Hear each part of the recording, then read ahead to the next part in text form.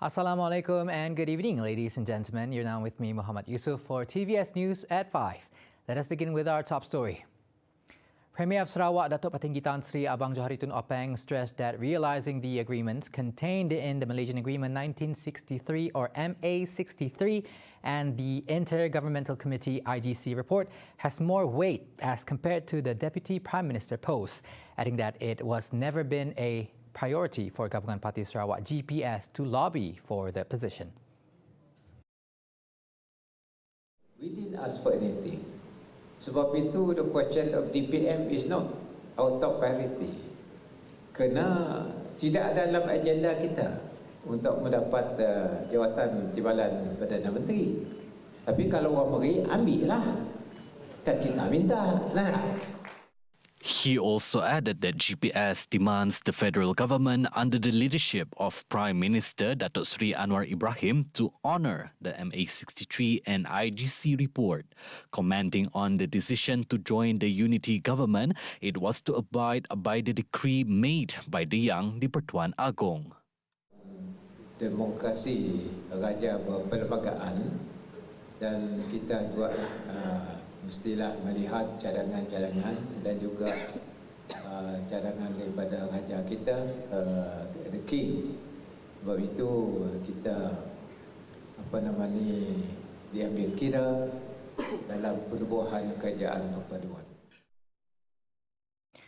Now, the Malaysian Communications and Multimedia Commission MCMC is committed to escalate the review of the online content management framework. MCMC Interim Chairman Tan Sri Muhammad Salim Fatih said this is to address content provoking racism and disharmony amongst the people in the country.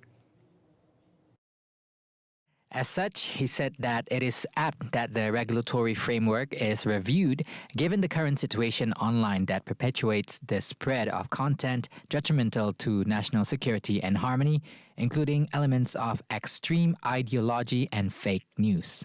He added that the regulatory framework review covers aspects pertaining to licensing, relevance of existing penalties, as well as the need of introducing new laws. As such, he urged all parties to continue to respect and embrace this diversity, to be inclusive, honouring race, religion and royal institutions.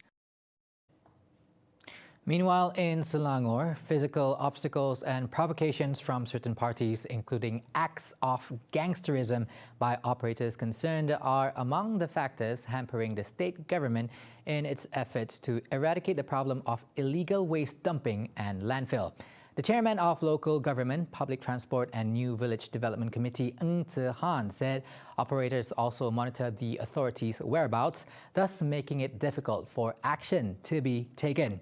Another factor for the problem was because the provisions under the existing bylaws only covered garbage disposal trucks and did not include operators of the illegal landfills. He said the sites used as illegal landfills were private-owned land, and the presence of prayer sites in the area also made it difficult for enforcement action to be taken.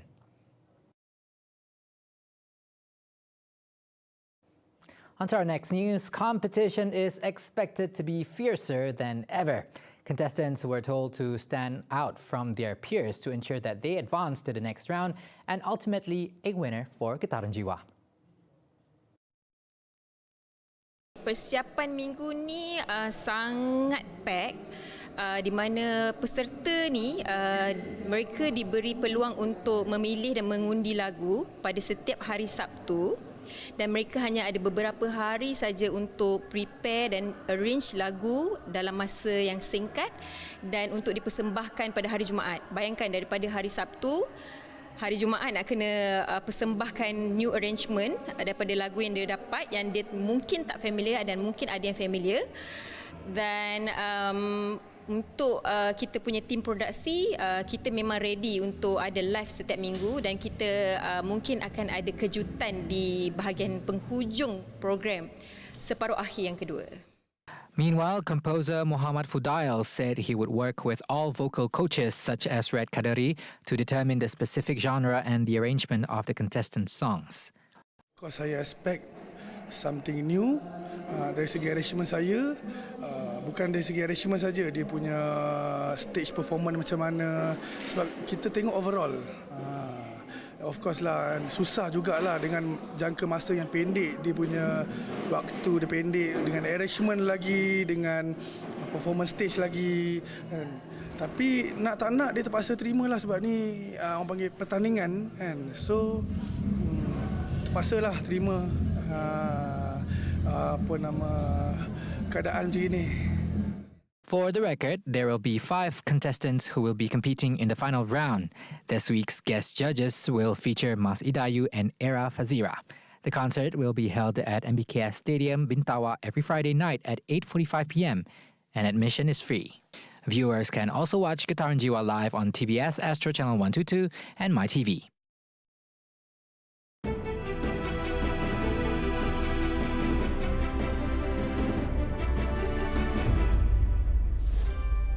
Kehangatan separuh akhir kini.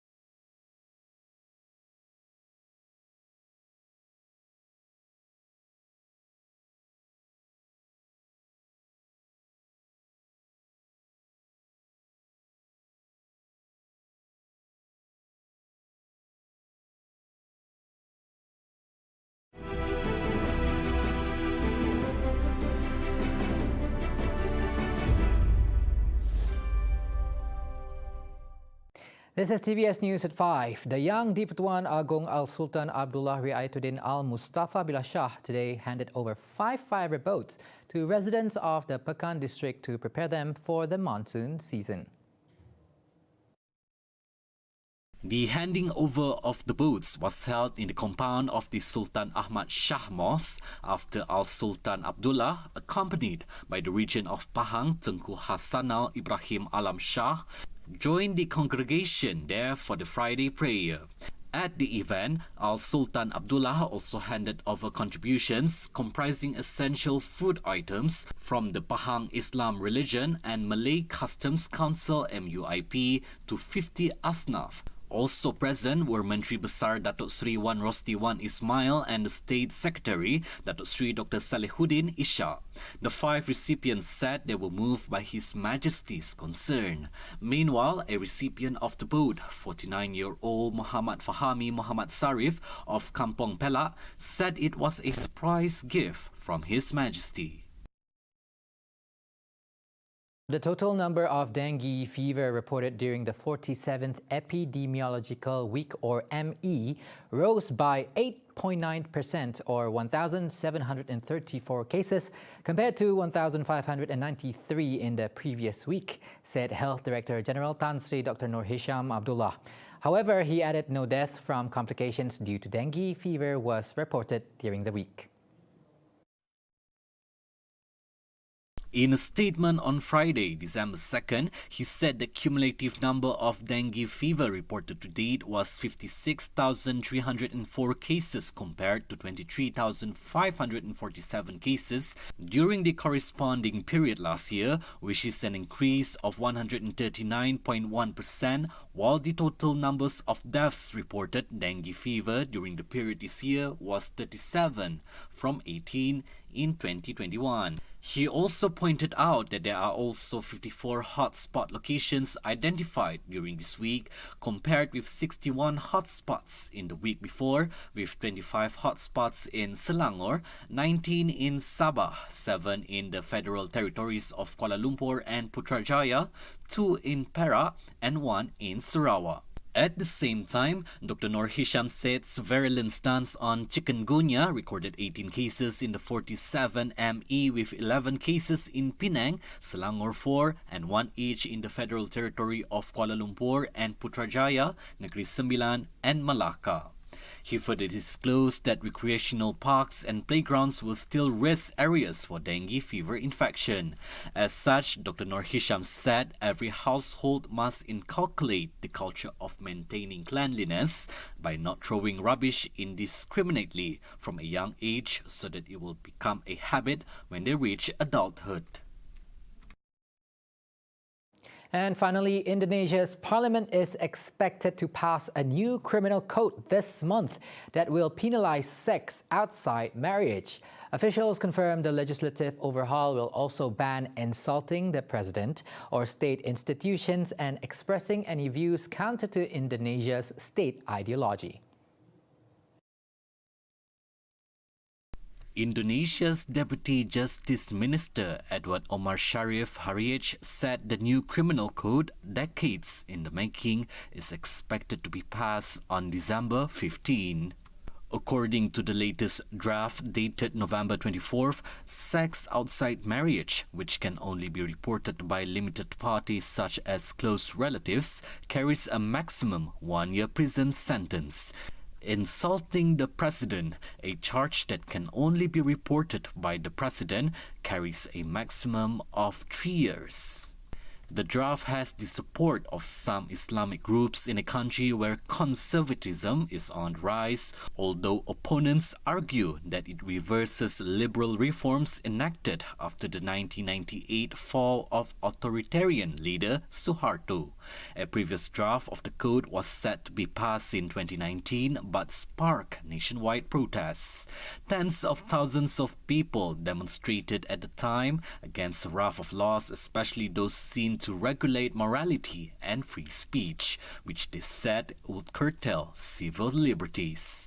Andreas Harsono of Human Rights Watch said the changes to the code will be a huge setback to Indonesian democracy. The Deputy Justice Minister dismissed the criticism, saying the final version of the draft would ensure that regional laws adhered to national legislation and the new code will not threaten democratic freedoms. See the world closer with TVS as we bring you the latest news updates both locally and internationally. Just a click away by heading on to our website at www.tvstv.my or by following us on our social media platforms.